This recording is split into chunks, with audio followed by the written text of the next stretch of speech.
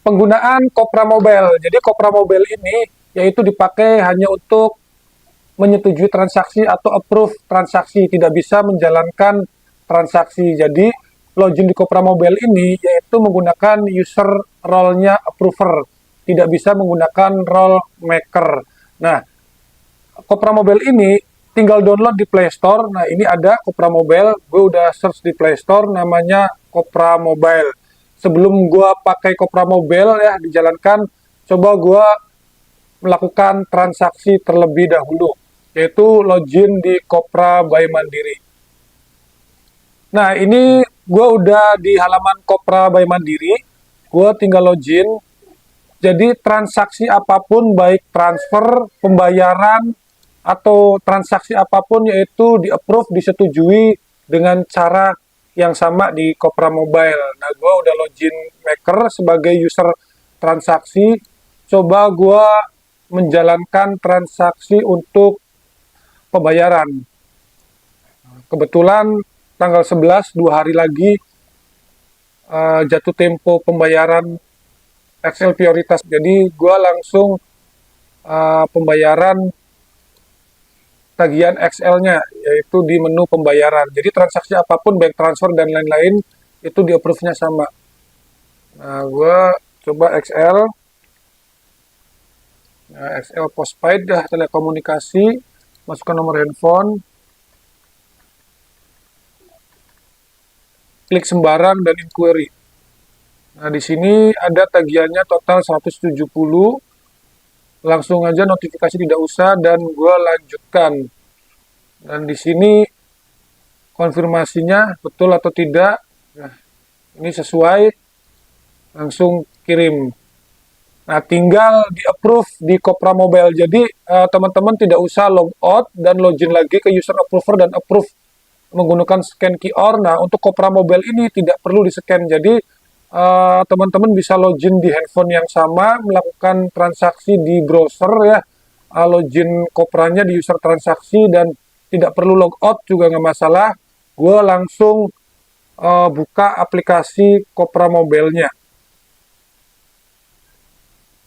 Nah, ini aplikasi Kopra Mobile-nya, gue klik tinggal buka. Nah, ini masih loading. Dan login, yaitu login memasukkan company ID, user ID, dan kata sandi user approver. Karena gue sudah login, sudah terdaftar, jadi tinggal login saja menggunakan fingerprint. Jadi untuk teman-teman belum pernah login user approver di Kopra Mobile, itu harus melakukan aktivasi Kopra Mobile terlebih dahulu. User approvernya nanti ada OTP di email. Untuk contoh aktivasi Kopra Mobile ada di konten sebelumnya, linknya ada di bawah deskripsi ya, tinggal klik di deskripsi, nanti cara aktivasi Kopra Mobile ada di situ. Nah, gue langsung approve transaksi tadi ya, menjalankan transaksi Kopra Mobile, yaitu menyetujui transaksi pembayaran ini XL tagihan. Nah, gue login menggunakan fingerprint. Nah, setelah login di sini ada ini ya teman-teman, apa tuh namanya, tombol warna kuning ya, notifikasi warna kuning. Di sini ada angka 1. Jadi angka 1 ini yaitu ada notifikasi satu transaksi yang perlu disetujuin. Nah, di sini kelihatan. Nah, di sini ya ada. Gue langsung klik. Dan di sini ada company ID-nya. Langsung diklik. Nah, setelah gue klik, di sini ada daftar transaksinya. Nah, ini transaksinya ya. Jadi transaksi ini yang perlu di-approve, yaitu total 170.052 perak tagihan XL. Nah, setelah diklik, nanti detailnya kelihatan langsung turun ya, sampai ke bawah.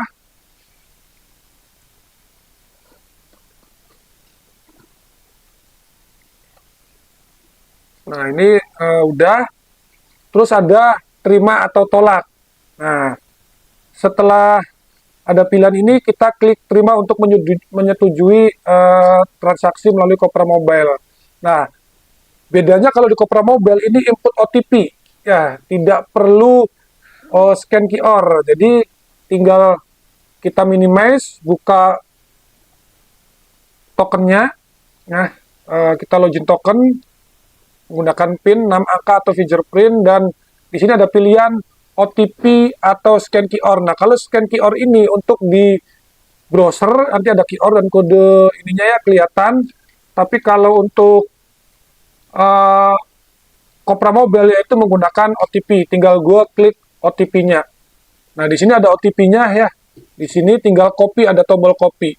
Setelah di copy, minimize balik lagi ke Kopra Mobile-nya, tinggal paste di halaman OTP. Nah, setelah dipaste, tinggal klik konfirmasi.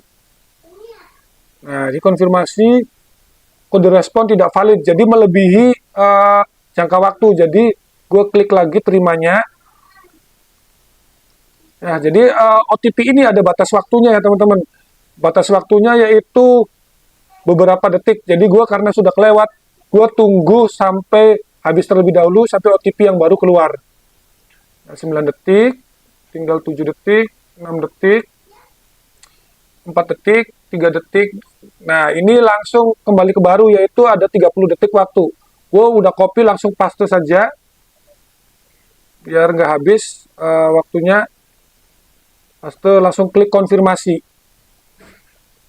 Nah, ini transaksi berhasil disetujui. Jadi transaksi langsung berhasil, yaitu cara approve menggunakan Kopra Mobile, dan statusnya juga berhasil disetujui. Tinggal gue cek di status transaksinya terlebih dahulu. Nah, kalau di Kopra Mobile tadi kan sudah berhasil disetujui, tinggal gue cek di Kopra Bank Mandiri User Maker ini. Coba gue cek statusnya, periksa status transaksi di sini saja, tinggal klik. Ternyata sudah sukses karena sudah di-approve menggunakan Kopra Mobile. Nah, kalau dicek di sini sudah kelihatan nih, di-approve menggunakan Kopra Mobile keterangannya. Nih, di sini ada. Nah, user maker ini melakukan transaksi menggunakan Kopra Web, dan user approver ini di-approve menggunakan Kopra Mobile, dan transaksi sukses. Nah, itu teman-teman cara approve menggunakan Kopra Mobile. Jadi tidak perlu buka browser, buka website, atau Google Chrome atau Firefox di handphone. Jadi ketika teman-teman menjalankan transaksi oleh admin, oleh accounting kita, sudah dijalankan, tinggal kita login Kopra Mobile dan copy paste OTP-nya melalui token dan paste di dalam Kopra Mobile, dan langsung berhasil. Sangat mudah dan lebih cepat tanpa login website user approver.